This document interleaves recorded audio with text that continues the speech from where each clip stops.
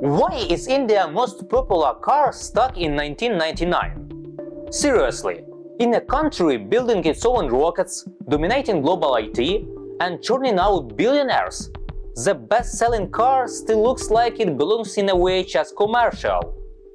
Meet the Maruti Suzuki Alto. A car so basic, so unchanged, it's particularly the Nokia 3310 of a hatchback. And yet, it's everywhere. From Delhi to Chennai, from crowded city streets to rural lands, the Alto is omnipresent. Let's be clear, it isn't nostalgia, it's not retro chic. The Alto didn't become India's most beloved car because it is old. It became iconic because it just won't die. And that's not an accident, it's strategy. To understand why, let's rewind to the early 2000s.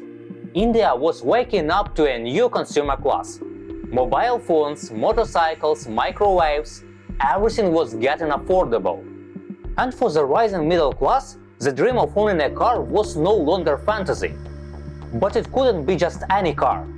It had to be cheap, fuel efficient, reliable, and small enough to wave through India's chaotic roads. Enter the Maruti Suzuki Alto. First launched in 2000, it was positioned as the successor of the legendary Maruti 800. Compact, lightweight, and powered by a humble 796cc engine. The Alto was perfectly tailored for Indian conditions. It didn't pretend to be fancy. It promised one thing: mobility for the masses. And India said yes. Year after year, the Alto climbed the sales charts. It quickly overtook competitors and became the country's go-to entry-level car. For many Indians, it was their first car, their family car, their forever car. And while the design saw minimal updates, the core philosophy never changed. Keep it cheap, keep it simple. But here's the twist. As the rest of the world zoomed ahead with touchscreens, turbos and Teslas, India kept buying the Alto. Because while technology was evolving, India's urban infrastructure wasn't. In narrow alleyways and pothole-ridden roads, a low-maintenance, narrow-bodied, fuel-sipping hatchback made far more sense than a high-tech SUV. Also, consider the economics. The Alto wasn't just cheap to buy, it was cheap to run. Service centers were everywhere. Spare parts were dirt cheap. Mechanics didn't need fancy diagnostic tools. Even insurance premiums were lower. And let's not forget Maruti's ace, its nationwide service network, with over 4,000 service centers across India. The brand ensured that no matter where you were, help wasn't far away. For first-time car buyers, this peace of mind was priceless. But what about alternatives? Over the years, many tried to dethrone the Alto. Hyundai launched the Ion, Renault brought the Kwid, Tata reimagined the Nano. Each had its moment, but none could crack the formula. They were either too expensive, too underpowered, or too unreliable. So the Alto stayed, like a stubborn old king, watching rivals fall one by one. But the world doesn't stand still forever. Post-2020, something started to shift. Young Indians, now earning more and exposed to global trends, began to demand more. More features, more safety, more flair. Suddenly, the idea of driving a bare-bones hatchback wasn't aspirational. It was embarrassing. Social media played its part too. Auto influencers, car vloggers, and fancy Instagram reels began showcasing premium hatchbacks, compact SUVs, and AVs. And just like that, the humble Alto started to look outdated.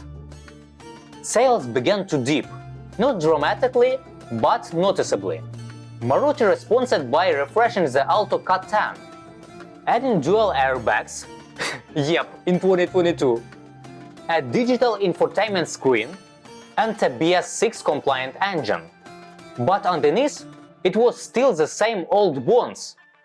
And that's what's its strength and its weak. Because here's the paradox: the Alto remains relevant by staying irrelevant. In a market obsessed with value, it is still one of the best deals around. But in a society that's evolving fast, image matters. No one wants to pull up in a car that looks like a dial-up modem. So, what's now? Will the Alto quietly fade away, or will it evolve once again? Maruti has hinted at electronic ambitions. The company is testing small EVs tailored for the Indian market. If any car deserves an electric reboot, it is the Alto. Imagine a lightweight, no-frills city EV with Alto DNA. Cheap to run, easy to fix, and built for the house India streets. But even if it doesn't go electric, the Alto has already earned its place in history. Not as a design marvel, not as a speed demon, but as a humble hero. A car that gave millions their first taste of a four-wheeled freedom. And maybe, just maybe, that's enough. So the next time someone scoffs at the Alto, show them the stats. Show them the legacy. Show them the millions of stories built on three-cylinder and a dream. Because sometimes progress isn't about going fast, it's about going far. What do you think? Is the Alto a timeless legend or a relic that overstayed its welcome? Let me know in the comments. And if you enjoyed this breakdown, don't forget to like, subscribe and hit that bell for more deep dives into our world's most underrated car stories. See you next time on Monitech.